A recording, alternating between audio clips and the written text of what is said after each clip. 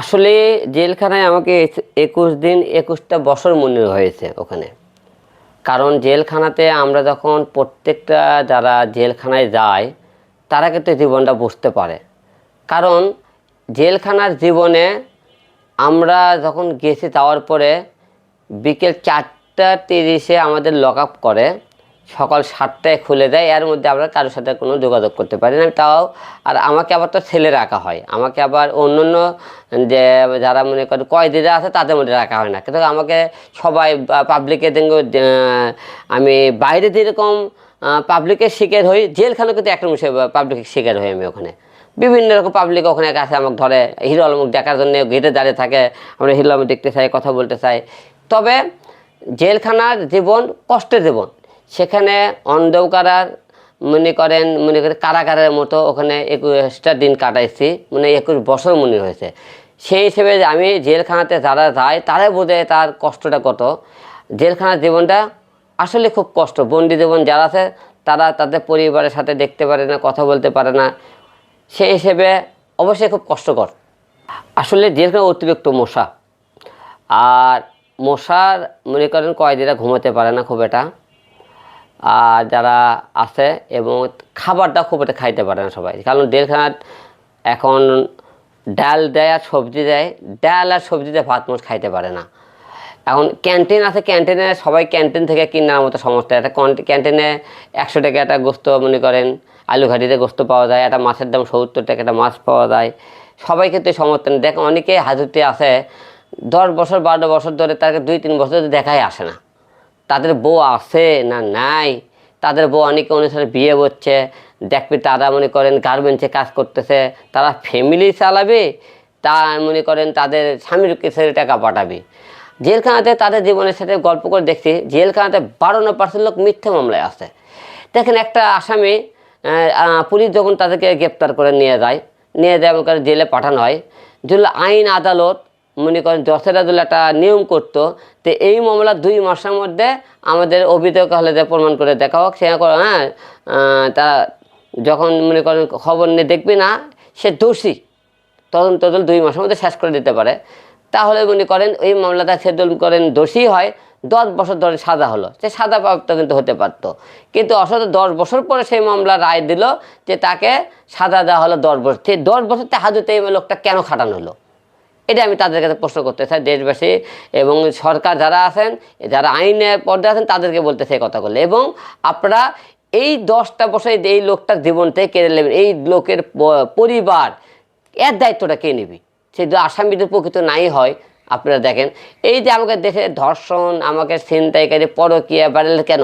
যখন যারা জেল গেছো ওই এলাকার লোক, তৃতীয় পক্ষ লোক, তাদের কিন্তু বইয়ের উপরে একটা সুযোগ নিয়েছে, তার বিয়ের উপর সুযোগ নিয়েছে। এটা তো কিন্তু আমাদের ক্ষতিকর সমাজের জন্য। এবং অনেকেই দেখেন, আমরা দেখি খুনের আসামি তখন 2 জন লোক খুন করছে, ওখানে দেখি 20 জন খুনের আপনার আসামিতে রায় দেওয়া হলো, 20 জনের ফাঁসি রায় দেওয়া হলো। আজও কি 20 জন লোক খুন করে? খুন করে অসাধকে 2 জন লোক, 20 জন লোক সেখানে খুনে থাকে না। সন্দেহজনক 20 জন লোক দেওয়া হলো। এই 20টা লোক কেন আপনার 20টা লোকের পরিবার ধ্বংস করা হবে? আপনার দেশটা তদন্ত আপনারা ভালো করে দেখেন যে 20 জন আছে কিনা। তাই আমি বলবো এসব লোকের থেকে আইনের থেকে পরিবর্তন করে আসতে হবে, না হলে দেশের আপনি যুব সমাজ এবং আমাদের অনেক ক্ষতি হবে। 21 দিন সকাল থেকে ঘুমের থেকে ওঠার পরে বসে থাকে, আপনি রুম থেকে বের হয়ে বারান্দার লোক করে বসে থাকি, আর পেপার পড়ি একটু এনা, আর ওই সাইড হাঁটাহাঁটি করি, দিন যায় না। মনে করেন নামাজে আপনি জেলখানা 21টা দিন ছিলাম, 21টা রমজানে রোজাই করেছি, 5 ওয়াক্ত জেলখানা বসতে নামাজ পড়ছি। এইরকম করে জীবন কাটাতে মনে করেন। আর অপেক্ষা করতেছিলাম যে কখন বাসাতে কেউ দেখতে আসে কিনা, কখন আমাকে একটু ফলে আমি কথা বলতে পারবো কবে। নিয়ম থেকে আমরা চিন্তা করবো 7 দিন পর কথা কর, 7 দিন কখন হবে একটু বাসাতে কথা বলবো, 15 দিন কবে হবে এক পরিবেশের দেখা করবো। জেলখানার নিয়ম করছে যারা হাজতি তারা 15 দিন কথা বলতে পারে, যারা কয়েদি 1 বছর দেখা করে কথা বলতে পারবি, এমন একটা নিয়ম করছে। আমি একবার কথা বলতে পারছিলাম এই কয়দিনের ভিতরে জেলখানা থেকে আমি আমার মার সাথে কথা বলছি, আমার উকিলের সাথে কথা বলছি, এবং আমার ফ্যামিলির সাথে কথা বলছি, আমার যার অ্যাসিস্ট্যান্ট ছিল তার সাথে কথা বলছি। 3 জনের সাথে কথা বলবেন। জেলখানা 3টে নম্বরের সাথে আপনি 10 মিনিট কথা বলতে পারবেন।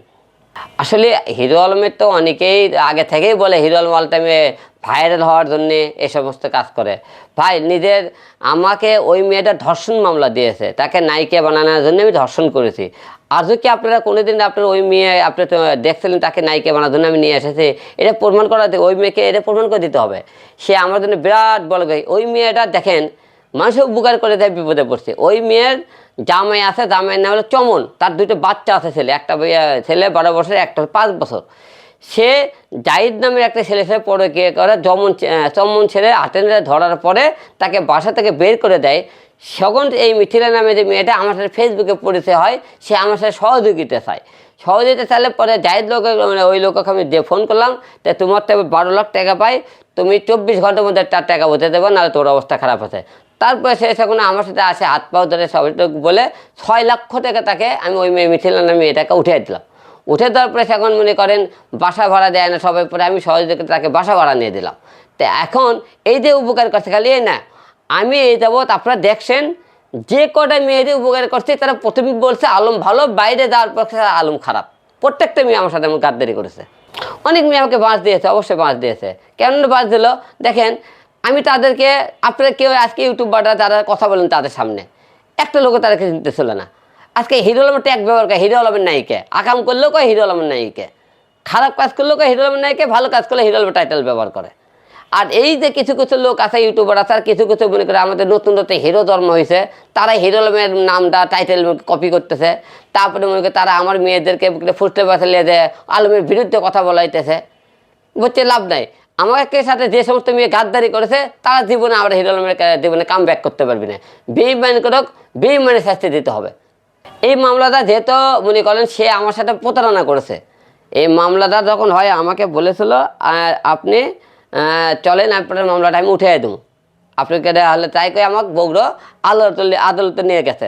সকালবেলা আমি যখন আদালতে যাই, যাওয়ার পরে 10টা বাজে, 11টা বাজে খুলে আসতেছে, 12টা বাজে দেখে আসে না। তাই আমার সাথে ছলনা করে আমার সন্দেহ, উকিলগুলো ভাই ও আপনাকে কোনো ষড়যন্ত্রকে ধরে দিতে পারে, আপনি এখান থেকে আপনি কেটে পড়েন। আমি মনে করলাম তাহলে আমি যখন ঢাকার উদ্দেশ্যে রওনা দিই, তখনই আমার কাছে পুলিশ ট্যাকিং করে ফিল্ম স্টাইলে আমাকে ধরলো। ওকে থাম করে 2টা গাড়ি সামনে আমার সামনে বাদে পিছিয়ে 2টা গাড়ি পাঠালো। বাদে পুলিশ সামনে আমি বুঝতে পারছি এই পুলিশ আমাকে গ্রেপ্তার করবে। আমার করছে স্যার নামেন। তাই আমি কোনো আপনি গ্রেপ্তার করবে আছেন? করছে হ্যাঁ। আপনি তো বুঝতেই পারছেন, আপনি ওয়ারেন্ট আছে, আপনি আসছেন কেন? তা আমি তো মনে করেন হলে যে বিশেষ করে টাকার কাছে, তাছাড়া আমি তো মনে করেন ঢাকা হাইকোর্ট থেকে জামিন নিয়ে তারপরে বগুড়া ঢুকতাম। ও আমার সাথে ছলনা করে এই কাজটা করে, যেহেতু সেটা 2 নম্বরই করছে, যেহেতু মামলা পথে জেল কাটেছে, এই মামলার কোনো আপোষ নাই। এই মামলা সঠিক তদন্ত হবে এবং কবে তাকে নায়িকা বানার জন্য ধর্ষণ করেছে এর প্রমাণ করে দিতে হবে, নাহলে তার নামে অবশ্যই অ্যাকশন নেবে। খুব তাড়াতাড়ি আপনারা বুঝতে পারবেন তার বিরুদ্ধে। আসলে কিছু কিছু লোক নেগেটিভে ভাইরাল হতে চায়, কিছু কিছু মেয়েরা হিরো আলমের বদনাম করে দেখি একটু আমরা 2-4 দিন তাকে ট্রেন্ডিং থাকতে পারি, কথা বলতে পারি কি না, এরকমই ব্যবহার করে। কিন্তু আমরা দেখেছি যে প্রত্যেকটা মেয়ে মনে করেন বলছে আলম ভালো, এর প্রতি ভালো লাগছে, আলম করে আমার খারাপ ব্যাপার করেনি, দাওয়ার দিনই করছে আলম খায় খারাপ লোক। তাহলে এদেরকে কি ভালো করবে তার কন? আবার দেখেন জেলখানাত গেলাম, অনেক মেয়েকে আমি নায়িকা বানাইছি, অনেক ছেলেকে আমাকে কর্ম করাইছে, আমার হাত ধরে আইছে। কয়টা মেয়ে আমার খোঁজ নিছে? খোঁজ নেয়নি। 2-4 মেয়ের খোঁজ দিয়েছে, 2-4 দিন সাংবাদিকের সামনে কথা বলছে, সব গাদ্দারি করেছে আমার সাথে। মনে করেন বিপদে বলে কি মানুষ পাওয়া যায় না। এরা সুবিধাবাদী কিছু মেয়ে আছে, সামনে পেলে আলমের জীবন দিয়ে বেঁচে আছে মনে করেন। আর আলম জেল কাজ থাকলেও আলমের খবর নেওয়ার সময় নাই। রিয়া মুন্নির মামলা এখনও কোর্টে চলতেছে।